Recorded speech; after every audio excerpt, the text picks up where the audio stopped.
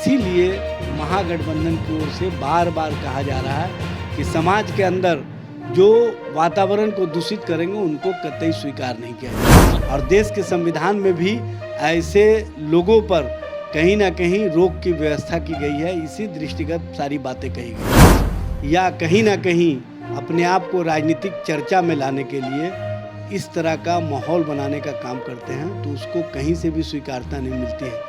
और ये न देश हित में है न समाज हित में है।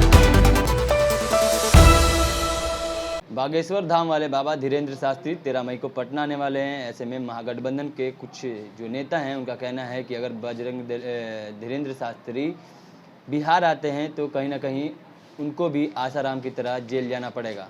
और भी कई लोग हैं जिनका साफ तौर पे कहना है कि बाबा अगर हिंदुत्व की बात करेंगे तो उन्हें कहीं ना कहीं जेल जाना पड़ेगा। लेकिन पक्ष का कहना है कि बाबा कहीं ना कहीं जो अपना राम कथा है वो कहने आ रहे हैं और किसी राजनीतिक पार्टी से उनको कोई मतलब नहीं। इस पर बात करने के लिए हमारे साथ एजाज साहब हैं, इनसे बात करेंगे।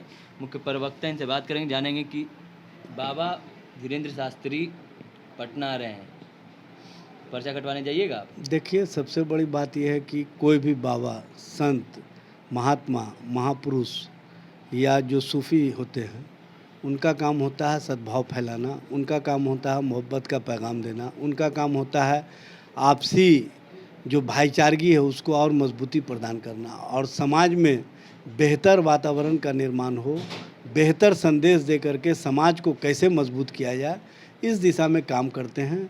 और ये जब संदेश किसी बाबा के मुँह से, किसी संत के मुँह से, किसी महापुरुष के मुंह से जब निकलता है तो लोग उसको स्वीकारता प्रदान करते हैं। लेकिन वही अगर माहौल को ख़राब करने के लिए या कहीं ना कहीं अपने आप को राजनीतिक चर्चा में लाने के लिए इस तरह का माहौल बनाने का काम करते हैं तो उसको कहीं से भी स्वीकारता नहीं मिलती है। और ये न देश हित में है न समाज हित में है और ऐसे कृत्य से सबको बचना चाहिए। वहाँ पे जो प्रोग्राम का आयोजन करवा रहे हैं उनका कहना है कि हम जो बाबा आ रहे हैं वो राम कथा कहने आ रहे हैं और कुछ नहीं। देखिए, ये तो सब लोग बोल रहे हैं कि जो बाबा हैं वो अपने मुख से धर्म का प्रचार करें, धर्म की बात करें तो अच्छी बात है। लेकिन धर्म के प्रचार में अगर आप समाज के अंदर वातावरण को कहीं ना कहीं उस दिशा की ओर ले जाना चाहते हैं जिससे समाज भटके तो उससे बचना चाहिए। और उसी के दृष्टिगत रख करके महागठबंधन सरकार की ओर से या माननीय मंत्री जी की ओर से स्पष्ट रूप से एक संदेश दिया गया है कि आप मोहब्बत का पैगाम देने के लिए संत हैं, आप बेहतर वातावरण के निर्माण के लिए संत हैं, आप कहीं ना कहीं उस दिशा में काम करें तो ये देश के लिए और समाज के लिए भी बेहतर होगा। लेकिन वही संत अगर भटकाव की दिशा में समाज में कहीं ना कहीं वातावरण का जो बेहतर दिशा में कार्य चल रहा है उसको रोकने के लिए अगर इस तरह का अपने प्रभाव का इस्तेमाल करते हैं तो ये किसी भी दृष्टि में स्वीकार नहीं है और इसको समाज भी नहीं स्वीकार कर सकता है, देश भी नहीं स्वीकार कर सकता। और देश के संविधान में भी ऐसे लोगों पर कहीं ना कहीं रोक की व्यवस्था की गई है। इसी दृष्टिगत सारी बातें कही गई।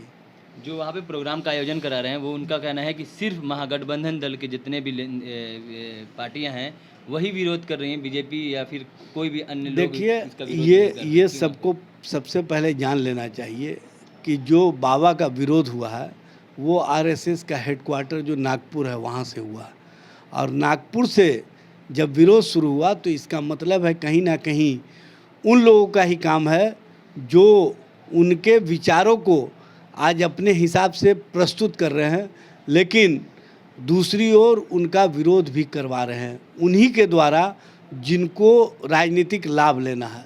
दोनों तरह की राजनीति जो भारतीय जनता पार्टी कर रही है उसकी पोल खुल जाएगी और स्पष्ट रूप से सामने आ जाएगा। आपने देखा होगा एक समय आसाराम जी के साथ पूरी भारतीय जनता पार्टी खड़ी होती थी। आज भारतीय जनता पार्टी के एक नेता प्रवक्ता से पूछ लीजिए आसाराम जी के संबंध में कि क्या भारतीय जनता पार्टी उनके साथ खड़ी है तो सब लोग कन्नी काट लेंगे। तो ऐसा कोई काम अगर किसी बाबा के द्वारा, किसी संत के द्वारा, किसी धार्मिक प्रवचन में समाज के अंदर विद्वेष फैलाने का काम किया जाए तो उसको कतई स्वीकार नहीं किया जा सकता। और उस दिशा में सरकार पूरी तरह से सचेत है और सरकार के स्तर से ऐसे लोगों को बार बार कहा जा रहा है कि आप समाज के अंदर सद्भाव का वातावरण का निर्माण कीजिए, समाज को और देश को एक संदेश देने का काम कीजिए। देश में जो आप बेहतर निर्माण की दिशा में देश के अंदर काम करना चाहते हो उस दिशा में काम कीजिए। ये आप जो अपने आप को चर्चा में लाने के लिए विवादित बात और विवादित बातों से कहीं ना कहीं समाज में जो विद्वेष की भावना फैला रहे हैं उससे बचना चाहिए। इसीलिए महागठबंधन की ओर से बार बार कहा जा रहा है कि समाज के अंदर जो वातावरण को दूषित करेंगे उनको कतई स्वीकार नहीं किया सिर्फ जाएगा। महागठबंधन में सिर्फ आरजेडी नहीं, देखिए यहाँ पर आरजेडी और RJD से जेडीयू, यहाँ पर तेज आरजेडी प्रताप या यादव ने भी जेडीयू कहा, का शिक्षा मामला नहीं मंत्री ने है, कहा। यहाँ पर देश का मामला है, यहाँ पर बिहार का मामला है, यहाँ पर समाज के अंदर सद्भाव का मामला है, यहाँ पर बिहार के अंदर बेहतर माहौल का मामला है। अगर माहौल को कोई ख़राब करेगा तो उस पर सरकार की सचेत निगाहें हैं और सरकार के स्तर से ऐसे लोगों पर हमेशा सचेत निगाहों के साथ कहीं ना कहीं कार्रवाई की गई है। ये स्पष्ट रूप से संदेश हमने पहले भी दिया है और हमने करके दिखाया भी है और आगे भी अगर इस तरह का कोई कृत्य करेंगे तो उन पर एक्शन होगा। सरकार की पैनी निगाहें उन पर हैं।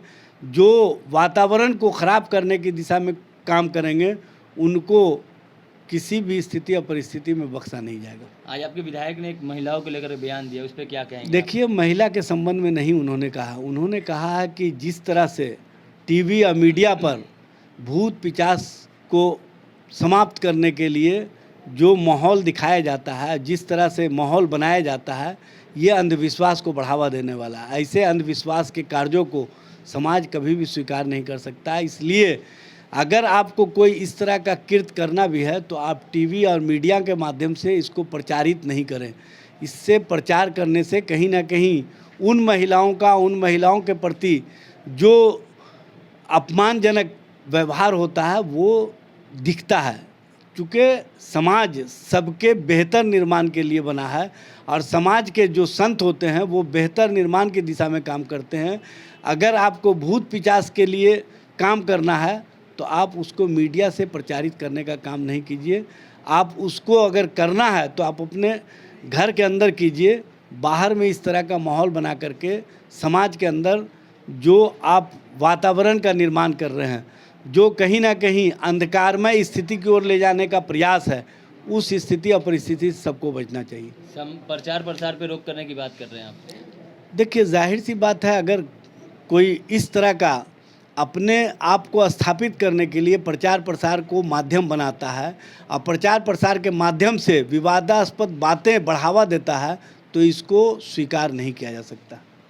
तो आपने सुना, एजाज साहब का कहना है कि जो समाज में द्वेष फैलाया जा रहा है वो कहीं ना कहीं प्रचार प्रसार के द्वारा ही फैलाया जा रहा है, इसलिए इस पर रोक लगाने की बात ये कर रहे हैं। और भी क्या कुछ कर रहे थे एजाज अहमद साहब, आपने सुना। ऐसी तमाम खबरों के लिए जुड़े रहे हमारे चैनल इनसाइड के साथ। तब तक के लिए धन्यवाद।